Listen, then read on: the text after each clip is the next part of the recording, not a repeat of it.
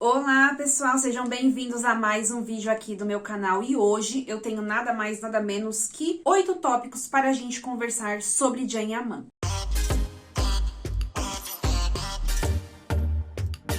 Vamos lá para o primeiro. Realmente, não foi dessa vez que Can Yaman foi para o programa da Maria de Felipe. Conforme eu falei no último vídeo, no ano passado nós tivemos a notícia de que ele talvez participaria do programa da Maria de Felipe, o primeiro programa que seria exibido no dia 8 de janeiro. E nós criamos toda a expectativa de ver Can Yaman. Aí no dia 7, fiz um outro vídeo dizendo que a notícia não era das melhores, que Can Yaman provavelmente não iria no programa devido aos seus compromissos e a sua agenda lotada, e quem deveria substituí-lo seria o Stefano Di Martino. E assim foi. O Can Yaman foi nesse programa no ano passado, é um programa italiano, é um programa de sucesso lá na Itália. O programa que teve uma excelente audiência com a presença do Can Yaman. Era esperado o primeiro programa do ano, mas não deu certo, gente. Vamos aguardar, ainda tem muita água para rolar nesse ano de 2022, e se Deus quiser e o Can Yaman quiser, nós o veremos lá no programa da Maria de Felipe.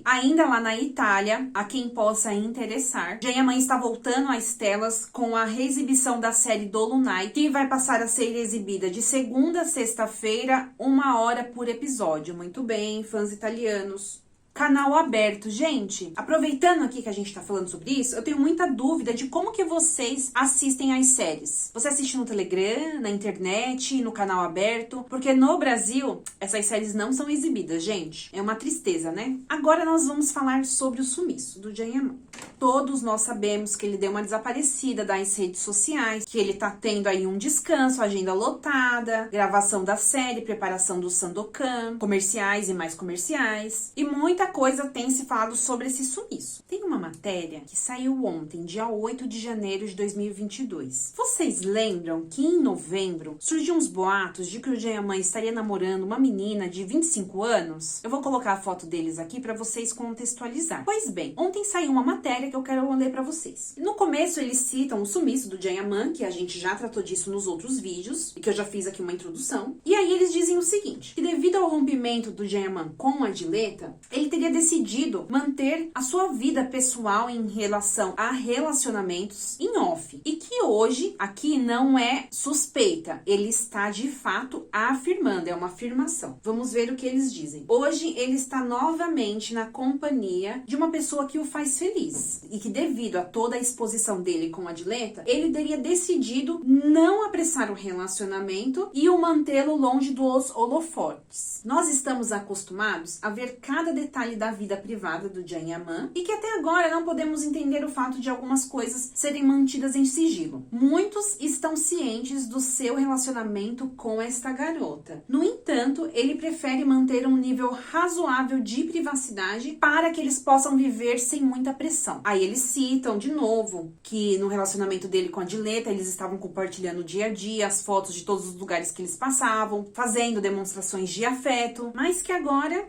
ele não quer mais esse tipo de exposição da vida pessoal. E aí eles falam sobre essa moça que se chama Maria, que ao contrário da Diletta, ela é uma pessoa completamente reservada, não gosta de exposição, não tem o perfil aberto nas redes sociais. Aí eles falam um pouco do perfil dela, que ela é da Calábria, que ela tem 25 anos, que ela é modelo. E eles afirmam, eles começaram a namorar já tem alguns meses e que eles têm preferido manter a discrição e é por isso que ele deu uma sumida, que ele está em off. Eu acho que é compreensível o sumiço dele, já falei aqui em outros vídeos, e eu acho que o que contribuiu muito para a saída dele dos holofotes foi as fake news com a Francesca. Eu acho que ali foi o começo do fim. Você tem o seu nome envolvido em coisas que não aconteceram, que envolvem outras famílias, que acaba prejudicando a vida de outras pessoas, que prejudica a imagem dele também como profissional, porque você passa a ser relacionado somente como a pessoa que poderia ter tido um flerte com a Francesca e não como profissional. Eu acho que ali foi o começo de tudo, viu, gente? Eu nem acho que foi o término ali com a Diletta.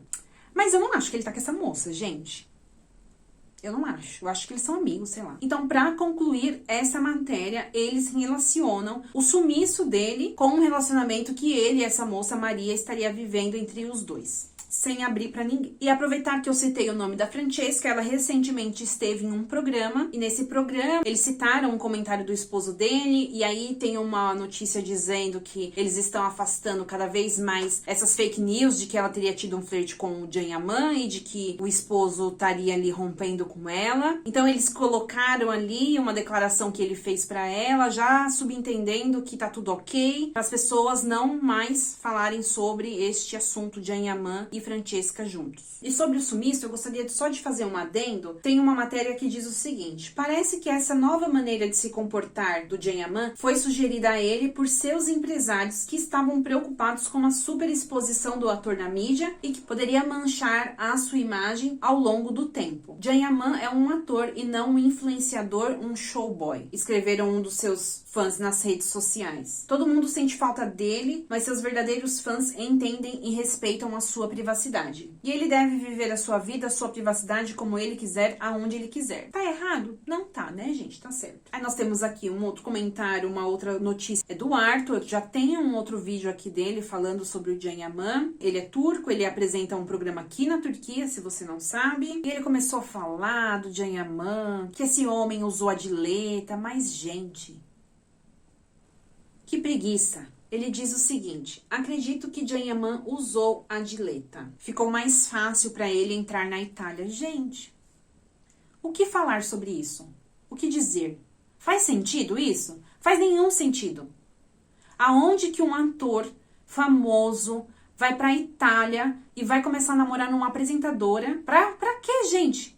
Por que ele faria isso, gente? No que ele conseguiria com essa moça? Como se isso fosse suficiente. Ninguém faz sucesso, gente, se a pessoa não tiver capacidade. Então, moço, fique quieto. Não tem o que falar, fica quieto. Ai, às vezes me dá preguiça. E o último assunto, gente, é o comercial, que eu falei no meu último vídeo. Eu vi os comentários de vocês. Eu sei que quem tá assistindo até o final é só quem gosta mesmo, quem se interessa, então vou falar aqui rapidamente. No comercial tem um casal de jovens turcos, que eles estão sentados lá na mesa, e ela pega e fala assim: ai, os homens italianos são tão bonitos. E aí o menino pega e fala assim: a camisa deles são bonitas. Vamos que a gente ainda precisa achar a fonte de Trevi. Aí eles se levantam, aí quem vira? Can Yaman. Aí ele pega e fala assim: e aí, jovens? Oi, jovens. A fonte de Trevi fica pra esquerda, mas já a loja da camisa que ele tá vestindo, que ele tá fazendo a propaganda, fica pra direita. Agora, por que eles gravaram em turco e o comercial está sendo passado na Itália? É uma marca famosa, turca, que eles estão querendo dizer que agora eles já estão em todos os lugares do mundo. No final, eles falam algo relacionado a isso. Por hoje é só, pessoal. Muito obrigada pela companhia de vocês. É um prazer estar aqui. Ontem eu estava de folga, não fiz vídeo, mas a gente já vai começar a semana já com esse resumão que eu fiz pra vocês de todas as notícias, tá bom? Beijo, até o próximo vídeo. Tchau!